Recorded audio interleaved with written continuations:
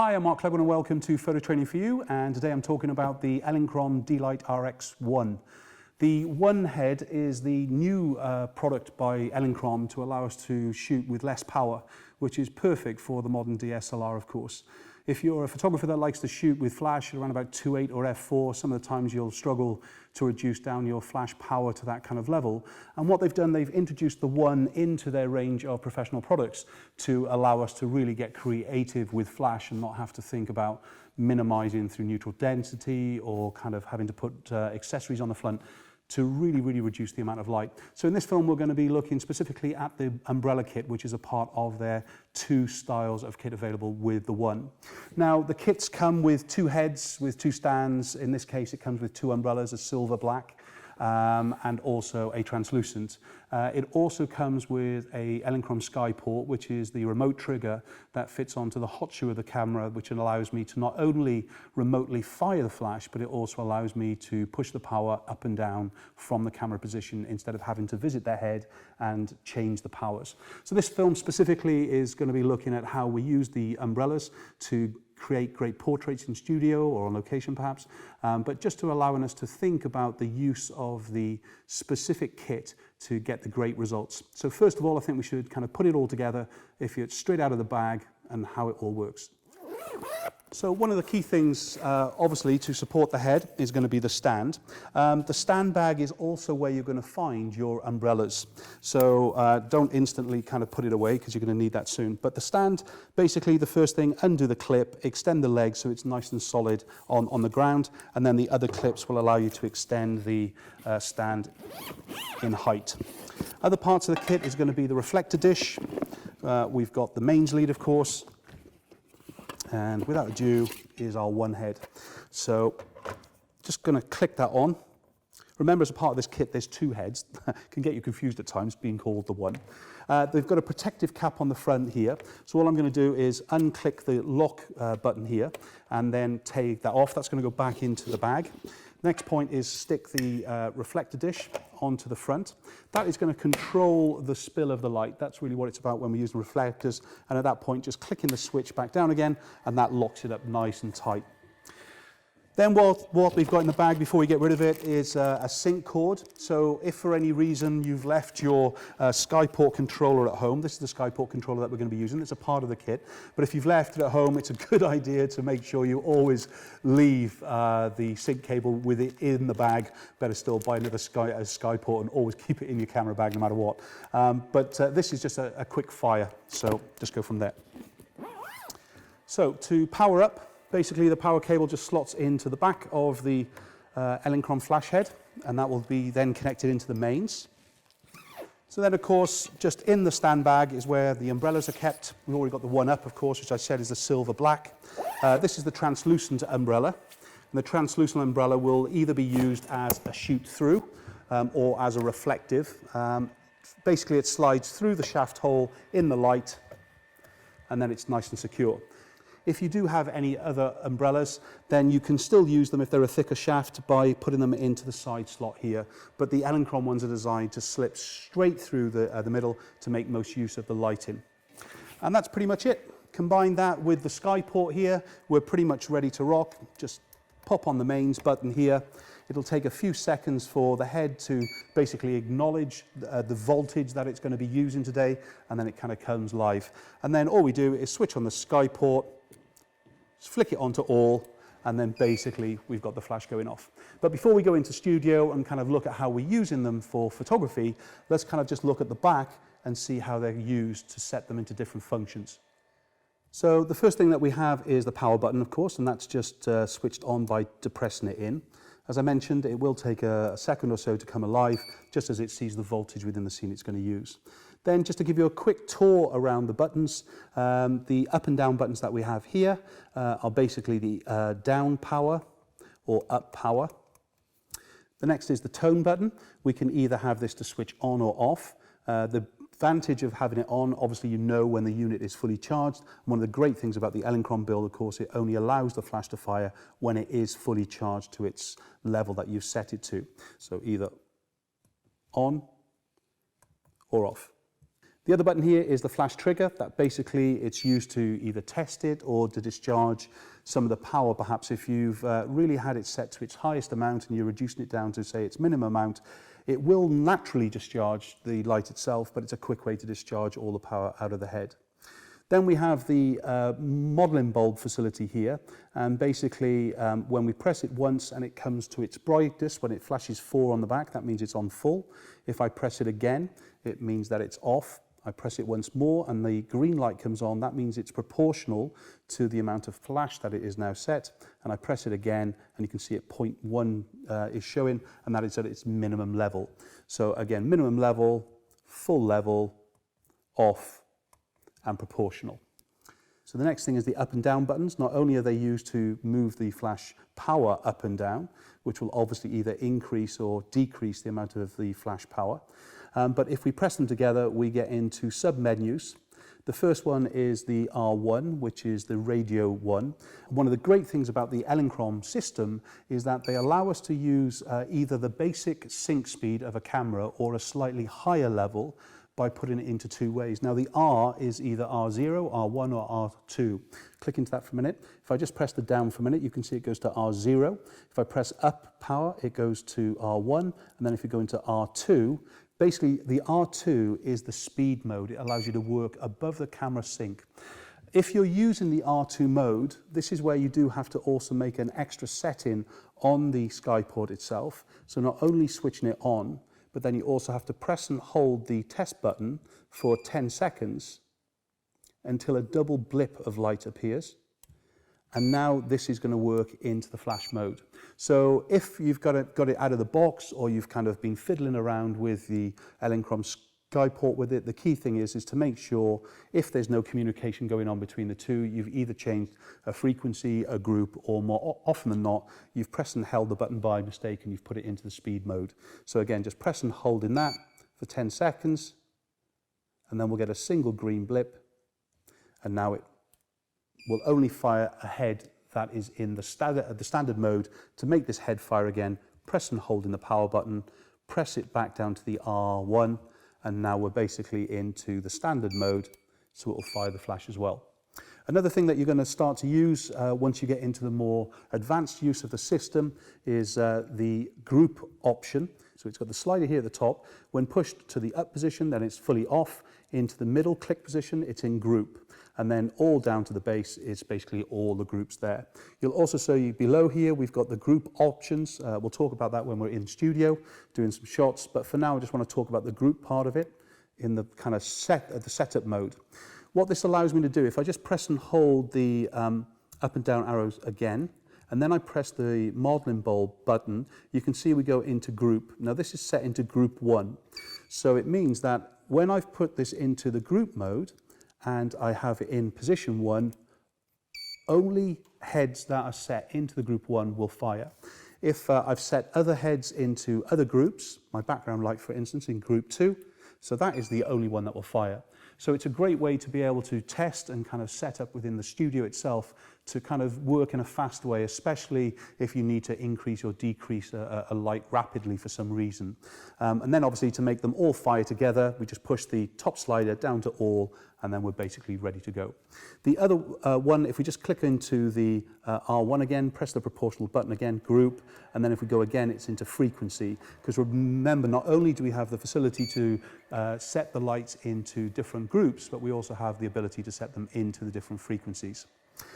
So just before we start to take some photographs, it's worth mentioning about the pre-flash mode, because we can use the one heads, as we can with all the other EL-Skyport heads in fact, to learn to see the pre-flash from a speed light. So if you're combining a speed light with studio flash like we are here, then basically we can teach it how many pre-flashes the flash is going to give out first.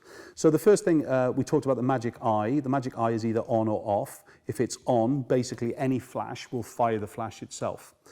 If it's off, then if another person's flash, like at a wedding or whatever, was to fire their guest, it's not going to actually trigger off the flash, so we're not going to lose our power. But if we press and hold the magic eye for 10 seconds, you'll start to see that the C1 appears. Now, what we want to do for the first time is tell it how many pre-flashes we have. You can see it's blinking. I've got it in C0 now, And if I fired a speed light now, it would then acknowledge how many pre-flashes that speed light gives out before it fires, and then it would set it into the system here. So that is a quick way to be able to work with a combination of speed light and studio flash. Switch that back off again, and we're back to normal. So I think we should talk about it less and use it more. See you in the studio. So in this first setup, I thought we'd keep classical still. We've moved on to a light white background. Of course, remember, that is not going to be white until I make it white with flash. Up until now, it's going to appear some form of grey, depends how much light is allowing to hit it. One of the difficulties with using umbrellas, of course, is that they are designed to kind of be a cheap way to reflect light, to control light. But you know, compared to the likes of a softbox or some of the other accessories, of course, they're not going to be as tight a control, but they are probably, for most photographers, their entry level into studio flash photography. So in this setup, I'm looking, as I said, with the translucent umbrella to become my key light. I've got the fill light running as the fill light, the reflective of the umbrella. This is my key light, so it's set on group 1. And then the fill light is set on to group 2. And if you're using the Skyport already now, you'll be familiar with the off, group and all. This point it's set into group. And then initially, to measure my light in to get my working exposure, of course, I'm going to be using group 1 to just measure it. My meter, set on my working ISO, of course, the same as on camera. Wherever the model is going to be stood, obviously that's key because we need that as our kind of position X. And then metering towards the key light itself to get our working exposure. As that is, that's f4.5. I'm looking for around about f4, so let's reduce that down. Remember, every time I press the Skyport minus here, in the way I've set up the light, it's going to reduce it by 1/10. So let's kind of reduce that down. So 4 clicks for a minute. Then pressing the test button, we'll hear that audio tone tell us that it's ready to reach kind of set. So we've got F4 and that's bang on. Let's move now to group 2. And this is going to meter now for my reflective umbrella back onto the subject. So I've got my working aperture of my F4, we've got the model, let's bring her in place and get the first shot done. Stephanie, darling, it's beautiful. Just keep as you are. So in this first shot, we can see just the first light going off, the key light, and we have a beautiful kind of subtle transition across the scene. The one thing that you'll notice, though, that the light from the umbrella is being allowed to spill around the whole scene and throw some of its light on towards the background. The next shot, which is going to be just with the fill light on, its job, of course, as I said, is just to lift the shadow detail. So even though it might look okay, what we're going to find is there's no exposure on the subject, so there's no kind of key light to give us that kind of real tone going throughout. Then if we combine them all together, what we'll end up with is an image which has a beautiful contrast on the model with full detail in all the shadow. But remember, what we haven't got here is a white background, and that's because that background needs to be lit separately, and the only way to be doing that, of course, is to add light onto it and give an even spread of light. But that's our first setup. It's gorgeous there, and again, turn the head more. It's gorgeous there again for me, and here we go. So as you can see in this setup, we've totally changed now. We've increased our shadow because now we've taken away the fill light, and instead now we've brought the umbrella into a separation light role. It's just kind of beginning to illuminate down the side of Sarah here and actually bring some detail into the hair as well. But we can see the kind of the heaviness in the shadow running down this side. Remember that can be relieved by a little bit of a reflector, a white wall or anything that can actually kind of help us when we're working with a minimal amount of kit. I've kept this to 1 stop less, so I've metered here to f4 and I've metered here to 2.8, so that's 1 stop difference between the two. What I want to be able to do now is just change around that same kind of setup but give more contrast within the scene. You might think I'm mad, but I am a photographer who does like contrast. And what we're going to do is just use now the translucent umbrella into a shoot-through style. Straight me. Raise the chin, darling. Turn the head this way. Raise the chin more. That's gorgeous there. Now, the first thing you're going to see in this image is the increasing contrast I was on about, but also you're going to see less light spilling onto the background. Why? Because it is in a controlled direction. Even though with an umbrella, light is designed to spill, because we've got more of a directional light source here, we can control that light even more. But let's collapse that umbrella. It's a quick trick. and it allows us to just really concentrate the light source and control it away from any spillage onto the background as well. Again, you could remeter that. It is going to control the light a little bit more, but it will control it to where we want it to be. And that now stops it from hitting onto the background. In the same position, if I'm controlling the light, instead of having to create an accent running down the side of the model, why not turn that around and use this to start to give some illumination to the background. So without any remetering or anything else, let's kind of just do that same shot. And now we're going to get a lovely kind of a gradient of light coming across the scene here, coming across towards the dark and grey.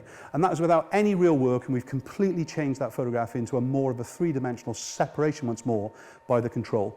But before we finish here, I think we should get into high key to make that background absolutely pure white, because I'm sure many of you want to create that effect. Turn it again, Danny. That's gorgeous. Just bring the hands together at the back instead of this, Louis. Let's do it. Turn the head this way more. Happier. Raise the chin for me. It's beautiful. And again. Thank you, Sarah. Step off me, Danny. You're done. And what I've just done there is demonstrate to you the perfect high key. And the perfect high key is like a good souffle. And as you can tell from my stomach, I've eaten a few souffles in my life. But souffle lighting is where I refer to controllability, repeatability, and its guaranteed results. And if you can take on what I'm saying here, you will absolutely get the perfect result each time without even a second's thought. What I've got here is the key light running at our f4, and that's giving us our shot. And now on screen, you just see that shot. So that's not with the background light going off at all. And this is our working aperture. This is the f4. Now, whatever I want to use, in other words, I'm working on a white background here, so there's no absorbency of that light. If there was a grey background, it would be a different technique and so on. But with a white background here, the light in the background is powered enough to give me a working aperture 2 stops more than the key light. So in other words, this is giving me f4, so I need to get a reflective reading off the background of f8. And that gives me that 2-stop difference. Anything less than f8 will create a tone of grey. So first shot we can see now is just that of the key light. The next shot we can see is just of the background light, and now you can see how it gives us this kind of pure silhouette. And then when we combine the two photographs together, we get the beautiful frontal lighting set at 45 degrees, which is set to f4, which is my working aperture, of course, and then we've got the background light going off at f8, which gives us white with no detail. Now, there's some kind of discussion about half a stop more or 1 stop more than the key light. Go ahead, you do what others say, and I guarantee you'll be fixing it in Photoshop. If you follow this souffle technique that I'm teaching you, 2 stops more on the white, you're absolutely guaranteed for a high key photograph. And that's it. That's those few little setups that we're doing with the EL-Skyport D-Lite RX ONE. It's a perfect combination, whether you're using the umbrella kit as we are now, or if you checked out one of the other films using the soft boxes or some of the accessories, you'll see that you can pretty much create anything, especially if you're a photographer who likes to work with low power, apertures like 2.8, f4, but even if you need that extra bit of boost, you can still work on apertures of 5, 6, 8, and 11, just using a bit of the ISO game. So I'm Mark Cleghorn. I'll see you next time. Bye-bye.